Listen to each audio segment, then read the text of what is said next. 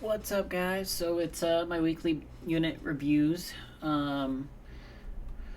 This week we've got Immortal Grand Knight or Mortal Knight Garland, and then Awakened Warrior of Light. And I'll have to say, this is my boy, it's my man. Got me started in Final Fantasy with FF1. So we're gonna go over their kits. I'm gonna start with Mortal Knight Garland first, and then I'll do my review on Warrior of Light, and we'll go from there. Alright, so first off, we can always go over a TMR. We've got Knight of Chaos, attack plus 50%, LB fill rate by 25%. If you get his STMR, you got the Cornelia Knight Armor, attack 32, defense 48, spirit 35. Does also gain the effect of auto refresh. You're going to get 5% MP per turn. First ability, right off the bat, 4-turn cooldown, available in turn 1 at level 1, Chaos Regeneration. Heal HP for 6,000, split over for 3 turns. Also increases modifier to Revenge of Chaos and Chaos Slicer. Then we've got Fiend of Earthquake, and this one is Quake Chaining, same thing, kind of the same thing, but this is all these reduced by, this one inflicts death, this one does petrify, this one does sleep, this one does confuse. This has Quake Frame, Stardust Ray, Flood, and then Tornado for, the 4 different elements there. Kind of nice that he does have 4 elements. I'll admit that's pretty cool for him to have.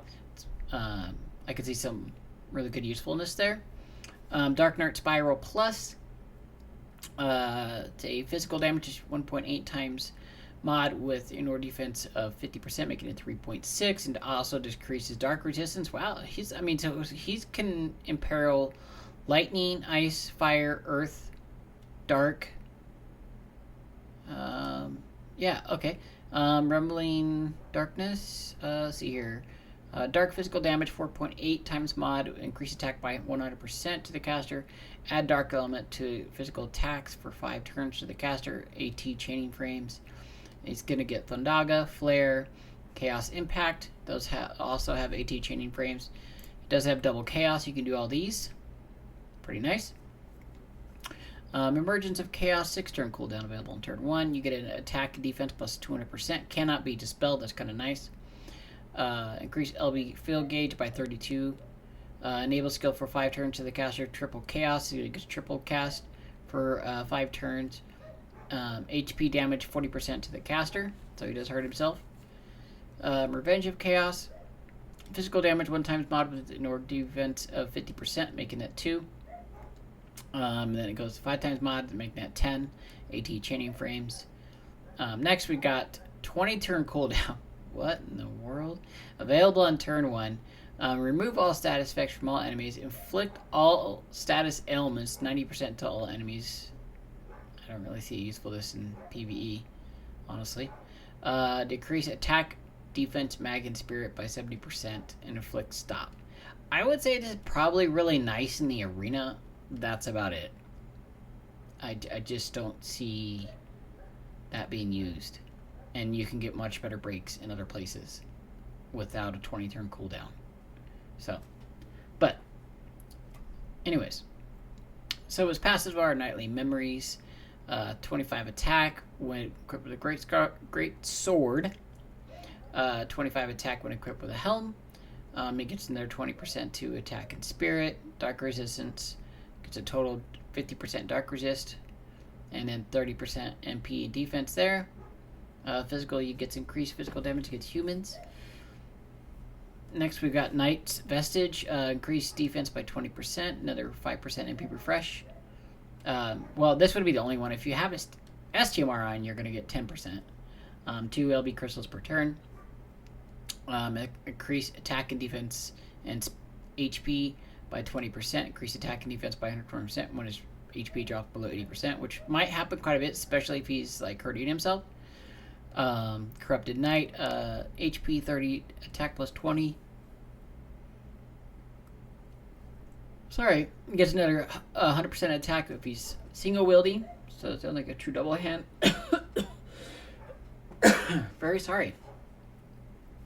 Warmonger, chance to counter physical attack by 30%. Increase LB fill rate by 25%. Next, we got Dark Crystal. If you have this TMR or STMR on, you get attack HP and MP by 30%. And then increase equipment attack by 50% and accuracy by 20% when single wielding. Knitting Chaos. Attack defense 40%, HP another 20%. 2 more LB crystals per turn. Spirit of 20%. Tightening the chains of time. Increase LB damage by 50%. Increase modifiers by 0.5 to Dark Spiral. Plus Flare, Paralysis Chain, Reign of Chaos, Thundaga. And then by 1 to Chaos Impact, Chaos Slicer, Fiend, all the Fiends of different elements, and increase counter chance by 100%. It's pretty nice. He's got Cure. It's nice. Faraga and Blizzaga. His limit burst is, if you max it out, increase LB by 50% damage. LB damage by 50%. For 1 turn to the caster, can't be dispelled. 20 times mod, so that's actually with the ignore defense, that's 40 times mod. And then enable skill for 5 turns to the caster, Chaos Slicer. What is Chaos Slicer? Oh, right here. Physical damage 2 times mod to the enemy, and then physical damage 7.5 times mod to the enemy. Okay, cool. I really like his sprite. I think his sprite's pretty cool. Good old Garland. He was, the end-all be-all to Final Fantasy 1. So if you haven't played that, you would find out. Next, we've got Awakened Warrior of Light. My man with the plan. I love this guy. All right. So TMR, Sword of Light, attack 72, defense 46, and additional 20% defense. And he also gets Guiding Light, HP plus 20%, MP refresh per turn by 5%. And then, it looks like you only get that ability when it's just on him. Warrior of Light. Oh, I guess if both these guys would get that if they're wearing it. The Shield of Light, if you get his STMR, defense 108, spirit 52, resistance to water 30%, wind 30%, earth 30%, dark 30%, and then you also get Sentinel auto cast at start of battle. And the tooltip's kind of broken, looks like. Yeah.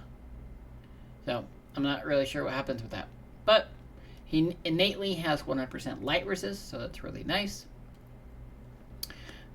We will go over his skills here. So we got Guardian's Wall of Light, physical damage 3.8 times mod, gives a 1000 HP barrier, divine ruination.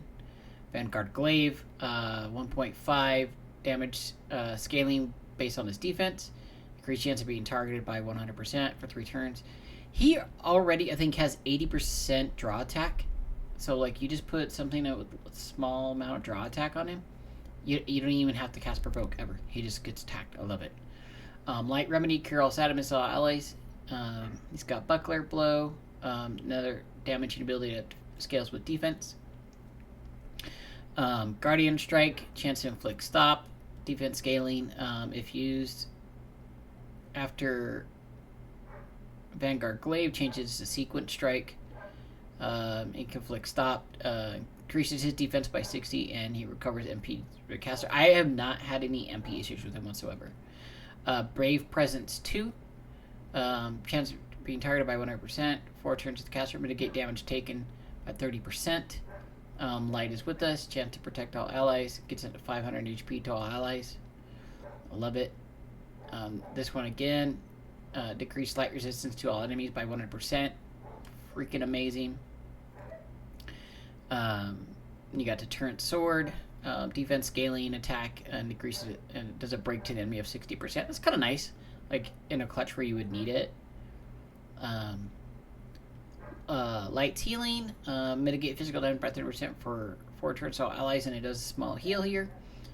Saint's Ward, 1000 HP barrier, increase lightning, wind, light, and dark resistance by 70%, which is super nice. Protective Blade, if used after Sequence Strike, turns into Blade of Bonds. Defense scaling again, decrease light resistance, Chance to protect allies with 80% mitigation, and then Stardust Ray. His 7-star cooldown abilities are, first one is None Can Extinguish the Light Within Us. 6-turn cooldown available on turn 1. Increased defense and spirit by 200% to him. Cannot be dispelled. Chance to protect allies from physical damage with 80% damage mitigation. 60 to 80% for 4 turns to the caster. Mitigate damage taken by 50% to all allies. Grant an HP barrier of 500. Holy Bravery. Decrease light resistance by 100% for 3 turns to all enemies. Light physical damage 30 times mod with defense scaling Stardust Ray. Obstructing defense. Mitigate damage taken by 70% for 1 turn to 1 ally except caster. Which is kind of nice. So if like someone dies and you're worried about the attack, you can throw that on them. They'll most likely take like no damage, and he's gonna get some LB fill rate. LB crystals when he does that, so it's really good. Invincible shield, 10 turn cooldown available on turn 1. Increase defense and spirit by 150% for 3 turns to all allies. Cannot be dispelled. Love it. 4,000 HP barrier to all allies. And then increase lightning, wind, light, and dark resistance by 100% for all allies. Yeah, okay, so he's got 50% draw attack. 5% MP refresh. Get some more defense. LB crystals, more spirit. Increase modifier. Damage against reapers. Steadfast. Gets some more. And more MP refresh. 10% MP refresh right here. Like I said, I didn't even have... Like, his mana was full all the time when I was using him last night. Guardian's Attraction. Defense 30. Chance of being targeted. Yeah. By 30%. Yeah, so he has 80% draw attack. So good. Quelling Chaos. He is immune to Petrify and Charm naturally. Love it. The first warrior, he gets 50 more percent HP in defense. Unleash Power. He does that at the start of battle. If you have a TMR or STMR arm, you get another 40% defense and spirit, or HP, excuse me, and then light resistances to all these. And he'll auto cast at the beginning of battle. Enduring Hope, he gets some more spirit, HP, and MP by 30%. Defense plus 200% when his HP drops below 41%. I haven't had him drop that, but my evasion build. So, with innate draw attack. Defense 20%. Breaking Chains of Time 30%. Defense 20% MP. He's got Radiant Hero. You can inflict blind.